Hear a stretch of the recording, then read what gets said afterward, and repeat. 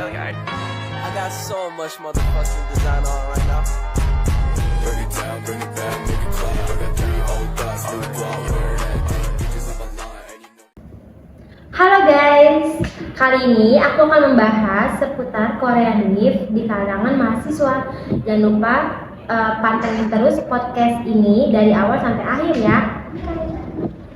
Halo guys, kali ini aku bersama teman-temanku penggemar K-popers. Kita akan membahas seputar Korean Wave. Dan di sebelah aku ada 3 teman aku. Boleh memperkenalkan nama diri guys? Halo, aku Okta. Hai, aku Putri. Aku Akila. Oke guys, aku ada beberapa pertanyaan nih ke kalian. Kalau menurut kalian bagaimana Korean Wave mempengaruhi tren mode dan gaya hidup mahasiswa? Tren modenya itu dari selera musik, terus selera fashion itu juga yang tadi aku bilang.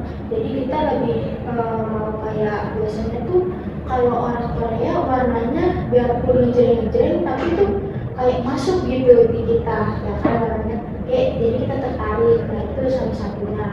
Yang lainnya itu kayak selera musik, mungkin di K-pop itu tuh selera musiknya banyak genrenya, ada yang pop atau R&B gitu.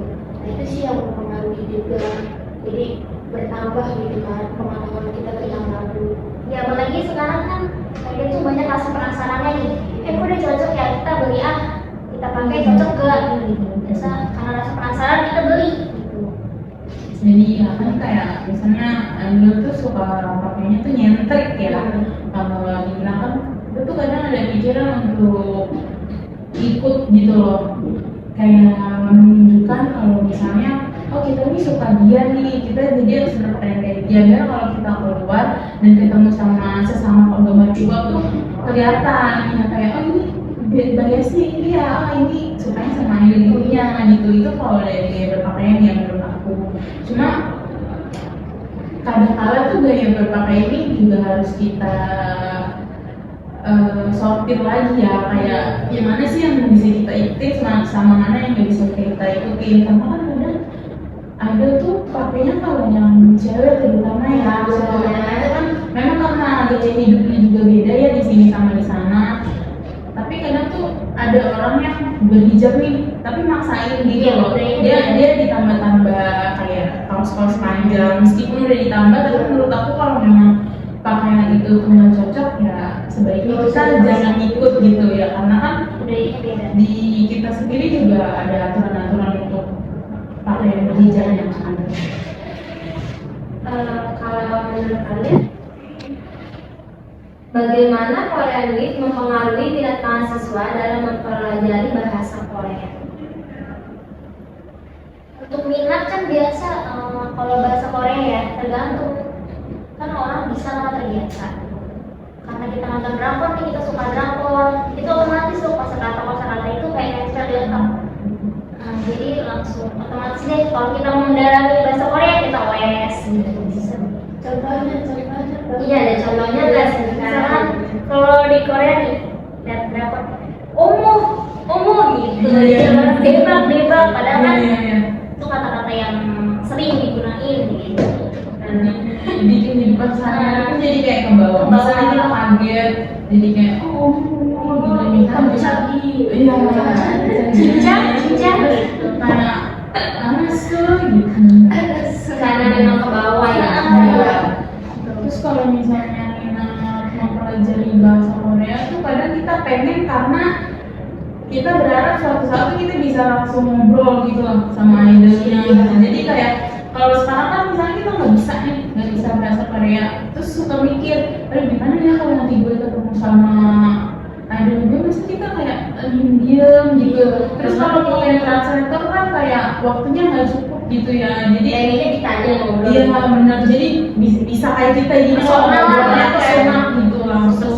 Jadi nggak butuh kayak translator lagi, terus nggak bingung lagi. Mungkin itu lebih ke salah satu hal yang mendorong minat kita untuk belajar bahasa Korea sih. Ada lagi yang mau ditambahin? udah sih ini Cukup ya. Kalau menurut kalian Korean Wave memberikan dampak positif atau negatif untuk kalangan mahasiswa? Kalau dari aku pasti dampak positif ada, negatif kan pasti ada ya. Positifnya itu ya dari misal kita suka gaya hidup mereka yang kerja keras. Mereka kan jadi idol atau jadi artis itu kan kerja nggak di Korea aja, pasti mereka promosi dari tiap negara. Nah itu kan kalau kita males-malesan ibaratnya nggak mungkin dong mereka sampai ke seluruh dunia gitu, karena itu kan bisa jadi motivasi kita gimana sih kita juga bisa kerja keras kayak mereka gitu. Itu positifnya membangkitkan kita untuk lebih semangat lagi untuk belajar atau kerja dan lain-lain. Nah negatifnya ini agak misal nih kita boros untuk mengeluarkan uang yang sebenarnya kita nggak butuh.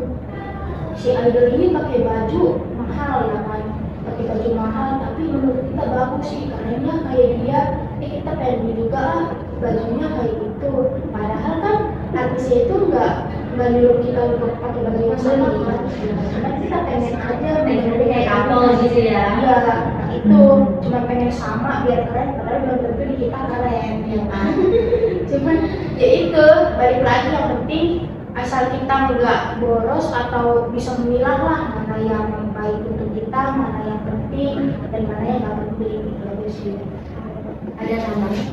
Kalau menurut aku pengaruhnya ini memang benar kata kayak Afila ya, ada dari positif dan negatif. Positifnya itu meskipun mereka kerjanya lintas negara, kerjanya padat di dunia enterprise gitu, tapi mereka tuh masih mengedepankan sekolah, kuliah, bahkan tuh ada yang sampai S2 sampai saat ini ya.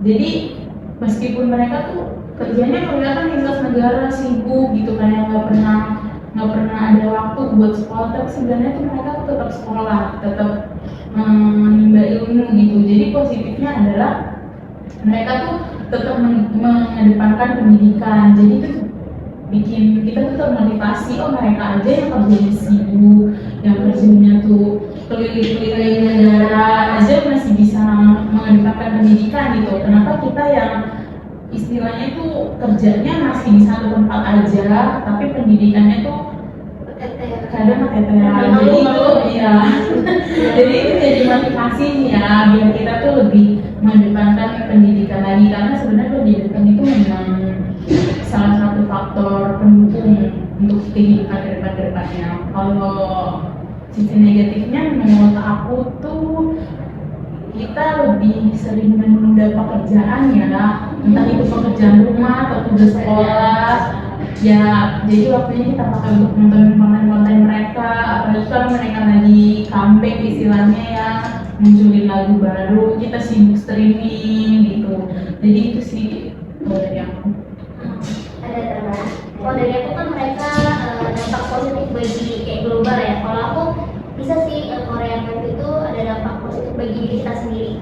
Salah satunya itu kan dengan kita suka nih Korea, kadang itu ada tiba-tiba ada perasaan kesenangan tersendiri gitu, atau kayak tiba-tiba happy banget gitu aja sih.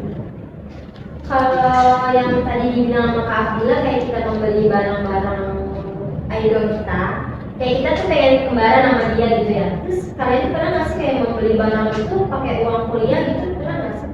Kalau aku pribadi jujur nggak pernah kepikiran untuk menggunakan uang yang seharusnya bayar kuliah terus dipakai buat beli K-pop. Kayak misalnya itu belum gajian nih, nanti aja lah bayar kuliahnya, dipakai dulu duitnya buat beli merchandise. Itu nggak pernah, karena menurut aku memang membeli merchandise kembaran sama idol yang kita suka itu bukan satu hal yang pokok ya, masih bisa nanti ditunda untuk bulan depan atau bahkan tahun depan tuh masih bisa. Tapi kalau kuliah ini kan kita bisa tunda-tunda ya, karena kalau misalnya kita telat bayar kuliah kan di universitas manapun ada konsekuensinya ya, nggak bisa ikut ujian atau gimana.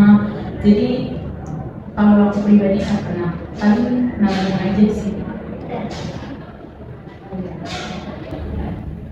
Oke guys, jadi kesimpulannya memang kalau kita menyukai segala sesuatu pasti ada dampak positif dan negatifnya tergantung kita sendiri ya guys ya.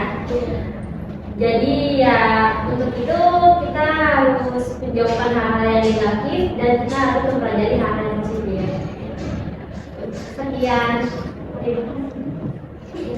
Dadah. Bye. Halo guys, sekian dari kelompok 2. Perkenalkan saya Yonatan dan Aku Pak, aku Putri Afila, Saya Putri Negrianti. dan saya Rizka Novianti. Podcast ini kita buat untuk memenuhi tugas besar dari mata kuliah New Media Conference. Sekian, terima kasih. Bye-bye. dadah. I ain't fucking with these hoes,